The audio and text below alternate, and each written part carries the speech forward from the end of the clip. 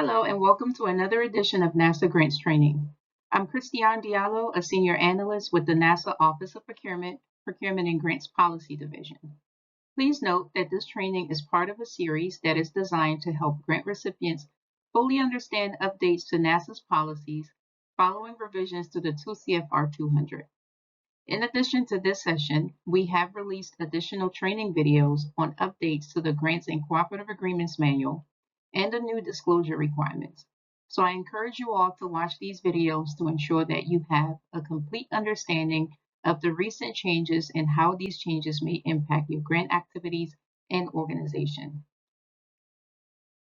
In today's session, I'll focus on two main topics. First, I'll start with an introduction to the Grants and Cooperative Agreement Terms and Conditions, also known as the GCAT, where I'll provide an overview and the reasons behind the major updates that were completed in 2024. Next, I'll cover the major revisions by highlighting the revised format and structure, detailing the key changes made to NASA's existing terms and conditions.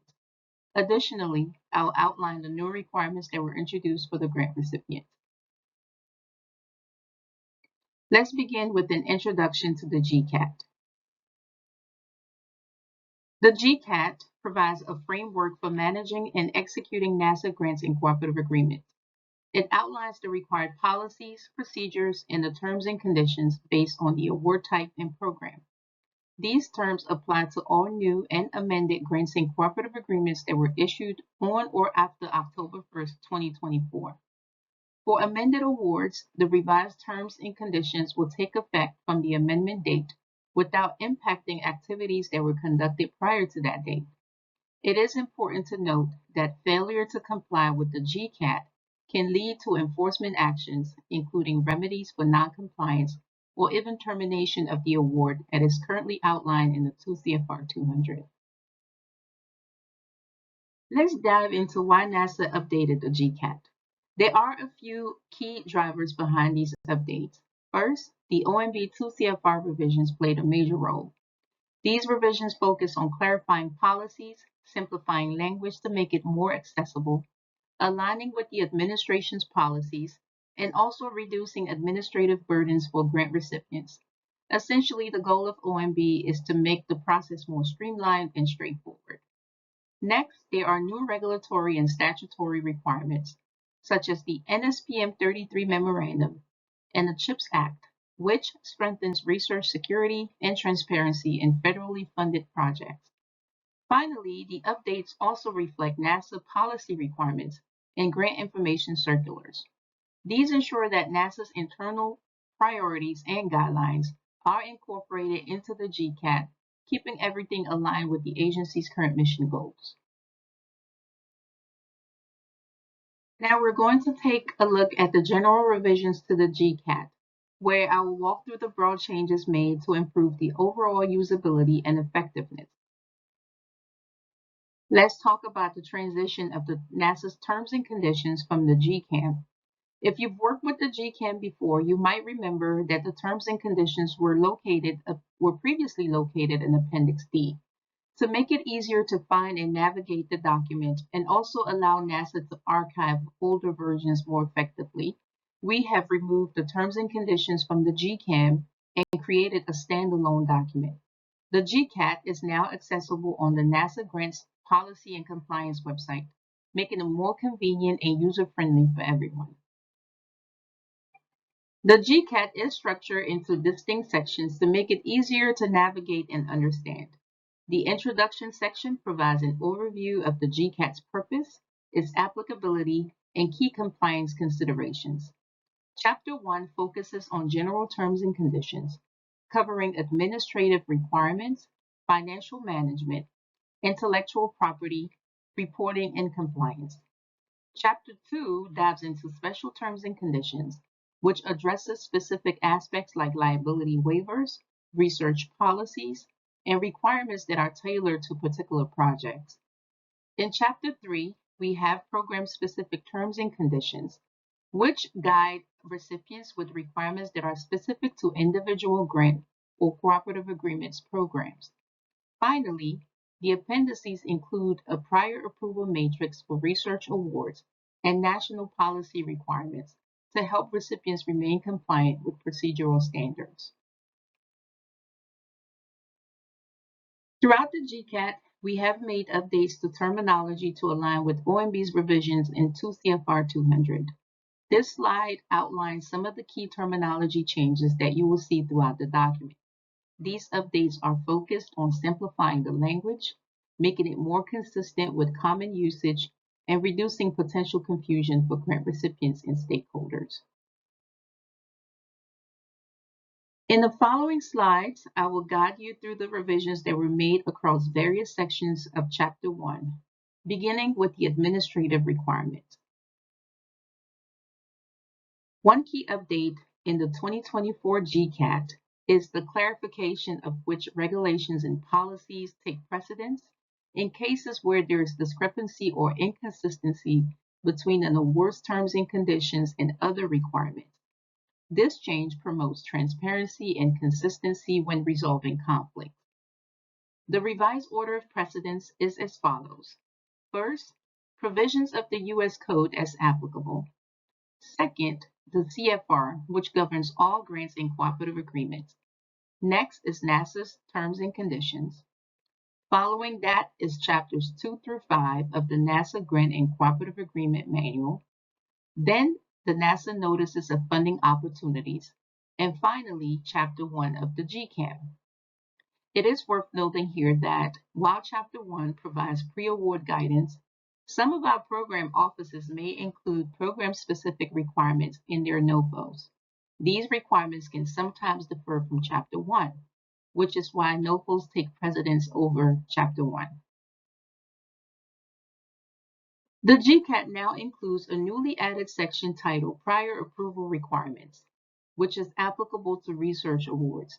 This section has been incorporated from the existing research terms and conditions, and its purpose is to provide clear and detailed guidance.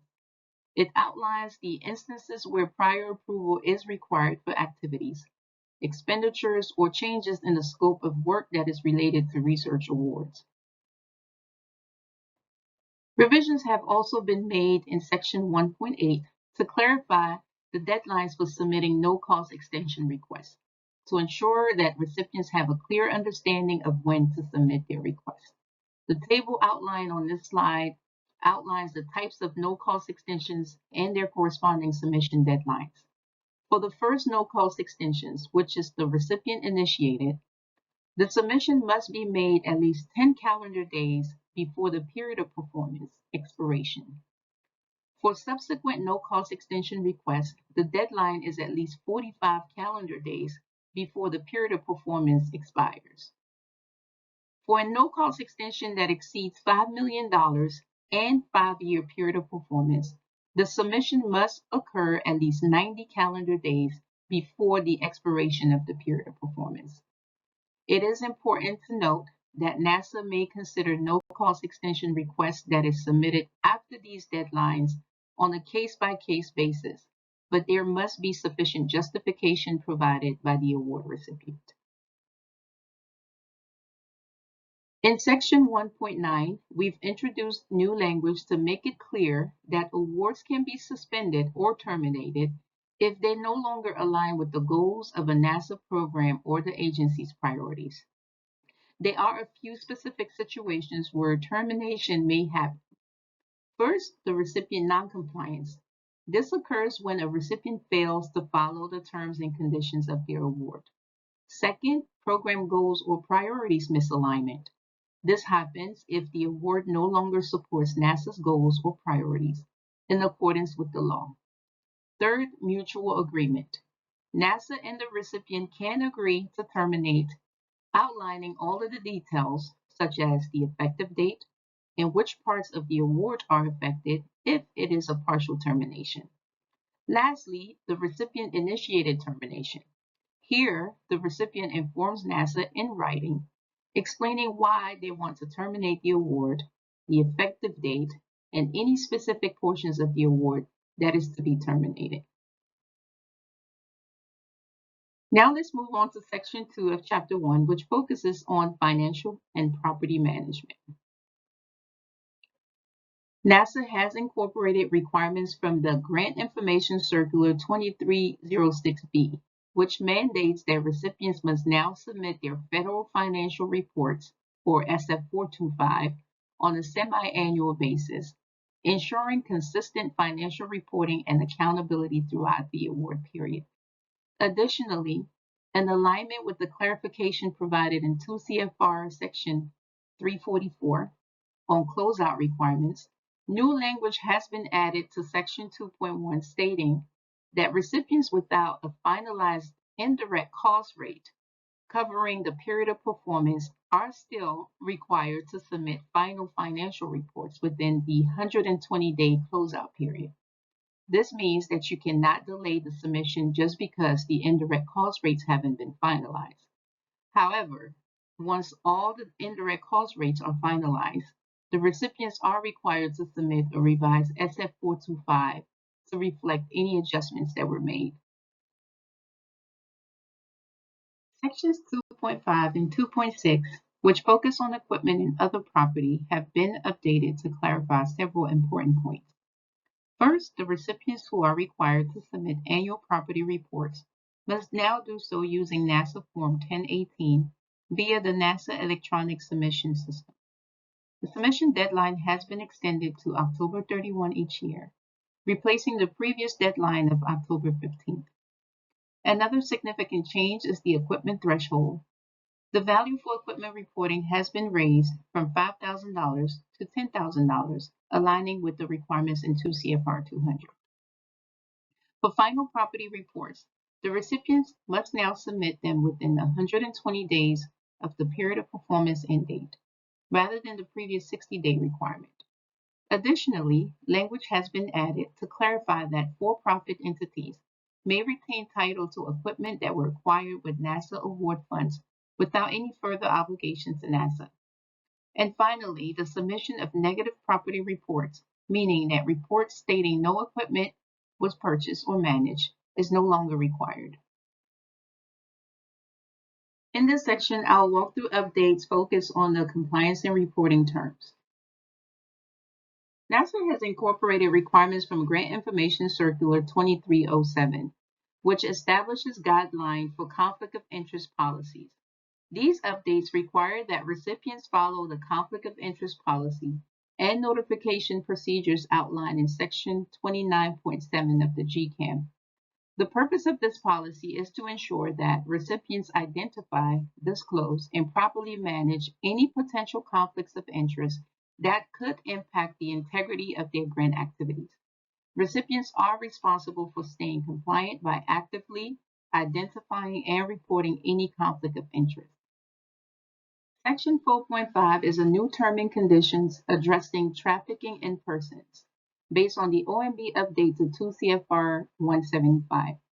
Under this provision, recipients, subrecipients, and their employees are strictly prohibited from engaging in specific activities, including engaging in severe forms of trafficking, procuring commercial sex acts, using forced labor, and supporting trafficking acts such as confiscating the employee documents, charging recruitment fees, or providing unsafe housing. In addition to these prohibited activities, there are also reporting requirements. Recipients must report any alleged violations to NASA and the Office of Inspector General. Furthermore, these requirements must also be included in subawards to private entities to ensure compliance at every level. Finally, NASA retains the right to unilaterally terminate awards or take remedial actions for violations. This authority is outlined in the federal regulations such as the 2 CFR Part 180 and the Trafficking Victims Protection Act. NASA has clarified the policy in Section 4.8 to align with the 2 CFR revision, which applies to recipients with over $10 million in total value of active federal award. These recipients are required to ensure that their SAM.gov responsibility and qualification records are up to date, accurate, and complete throughout the award period. This includes details on legal proceedings on any factors that might impact their responsibility as a federal award recipient. Additionally, when calculating the total value of awards, recipients must include both the federal share already received and any anticipated federal funding, such as continuation funding. NASA has also clarified the term in Section 4.10, which states that recipients must report subaward if a modification increases the federal funding for that subaward to an amount that equals or exceeds $30,000. This reporting must be completed in the Federal Funding Accountability and Transparency Act subaward reporting system. Section 4.11 includes a new term titled Post-Award Disclosure Requirements, which requires recipients to comply with the disclosure requirements that are outlined in Section 29.8 of the GCAM. This includes post-award biographical sketches, current and pending or other support, and facilities and equipment disclosures. As outlined in that policy, if an entity discovers that a senior or key person failed to disclose reportable information, they must notify NASA within 30 days. The notification should include updated disclosure information for the undisclosed activity. To assist recipients in understanding and adhering to these requirements, NASA has made training videos available on our YouTube channel and also published frequently asked questions on our website. I encourage you all to utilize these resources to ensure compliance. Let's move on to Section 5, which focuses on safety, security, and environmental regulations. NASA has made an important update by fully incorporating the provisions of 2 CFR 183 into the GCAT, rather than simply referencing them like we did in the previous version. Under this provision, recipients of grants or cooperative agreements must exercise due diligence to ensure no federal funds, whether directly or indirectly, support entities that oppose to U.S. or coalition forces. This includes performing regulatory checks through SAM.gov before issuing subawards or contracts. Additionally, NASA reserves the right to terminate any agreement if a recipient fails to comply with these requirements or if funds are misallocated to prohibited entities. A new term titled Malign Foreign Talent Recruitment Program, or MFTRP, has been added in response to the CHIPS and Science Act of 2022. The act prohibits covered individuals from participating in federally funded projects if they are involved in an MFTRP. Under this new rule, all NASA grant and cooperative agreement recipients must comply with the MFTRP prohibitions outlined in Section 16.15 of the GCAM. Here's what that means. Anyone participating in an MFTRP is prohibited from serving as senior or key personnel on NASA-funded grants and cooperative agreements. Next, recipients are required to ensure that their senior and key personnel annually certify that they are not involved in an MFTRP. These certifications must be retained and made available for review upon request. Another update is a clarification that the term in Section 5.10 applies specifically to for-profit entities. This term outlines guidelines for spacefaring organizations on the proper steps to safeguard lunar heritage sites, with a particular emphasis on those that are tied to the historic Apollo mission.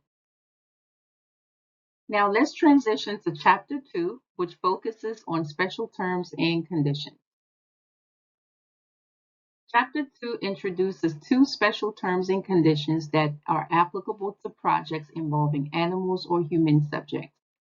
The first is the Animal Research Policy and Procedures, which focuses on ensuring the ethical and responsible care of animals in research activities.